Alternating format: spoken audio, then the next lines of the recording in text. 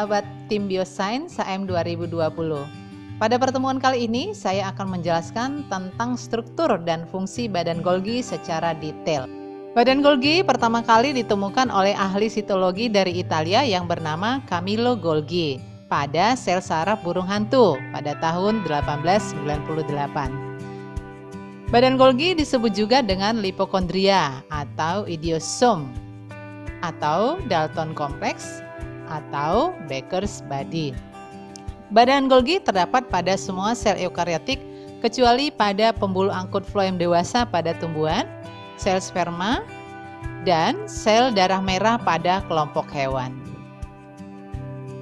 Pembentukan atau biogenesis badan Golgi. Badan Golgi ini berkembang dari invaginasi atau perlekukan membran plasma. Kadang-kadang berkembang dari evaginasi membran inti atau dari retikulum endoplasma. Setelah meninggalkan retikulum endoplasma, banyak vesikula transport berpindah ke badan Golgi.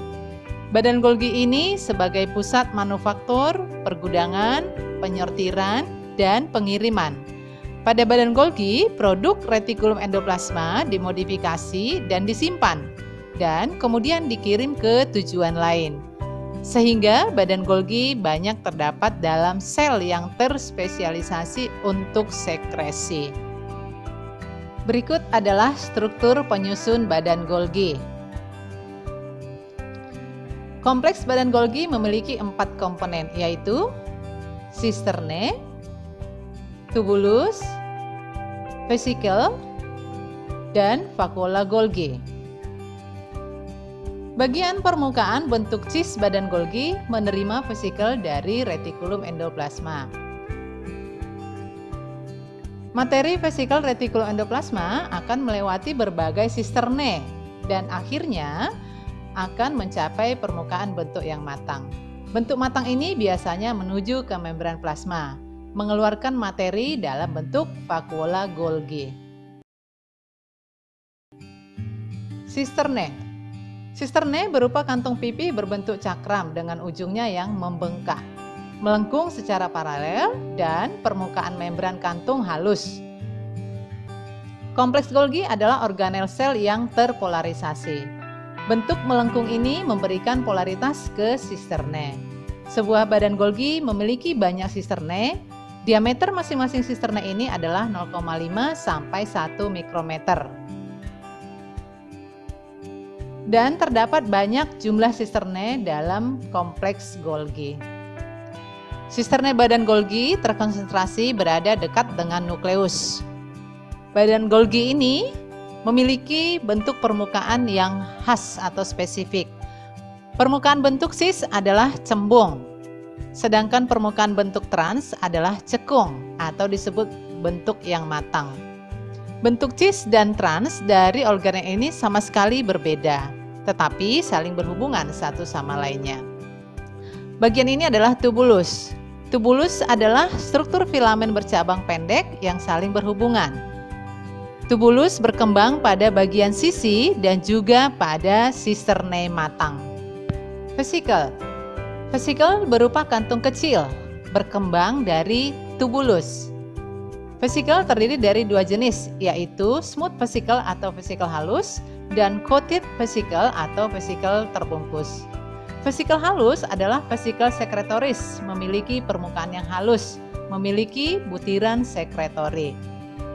Vesikel terbungkus memiliki permukaan yang kasar, terbungkus atau tertutupi oleh lapisan mirip seperti bulu halus. Vakuola Golgi. Vakuola Golgi merupakan kantong bulat besar, diproduksi oleh permukaan cekung badan Golgi. Beberapa vakuola Golgi berfungsi sebagai lisosom, berisi substansi yang berbentuk granular. Fungsi badan Golgi.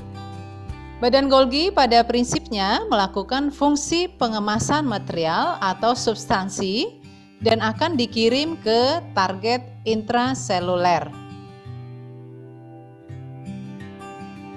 atau akan disekresikan keluar dari sel. Bahan yang akan dikemas berupa vesikula berasal dari retikulum endoplasma. bergabung pada permukaan bentuk cis dari badan Golgi dan bergerak menuju ke permukaan bentuk trans. Hal ini menjelaskan mengapa badan Golgi tetap berhubungan erat dengan retikulum endoplasma. Karena sejumlah protein disintesis oleh ribosom yang ada pada retikulum endoplasma dan dimodifikasi dalam sisterne badan Golgi sebelum mereka dilepaskan dari permukaan trans. Badan Golgi merupakan situs penting pembentukan glikoprotein dan glikolipid. Badan Golgi berperan dalam pembentukan rambut akar dari sel-sel epidermis akar. Akrosom sel sperma pada kelompok hewan juga disintesis oleh badan Golgi. Demikian penjelasan saya tentang struktur dan fungsi badan Golgi. Semoga bermanfaat. Salam sehat dan terima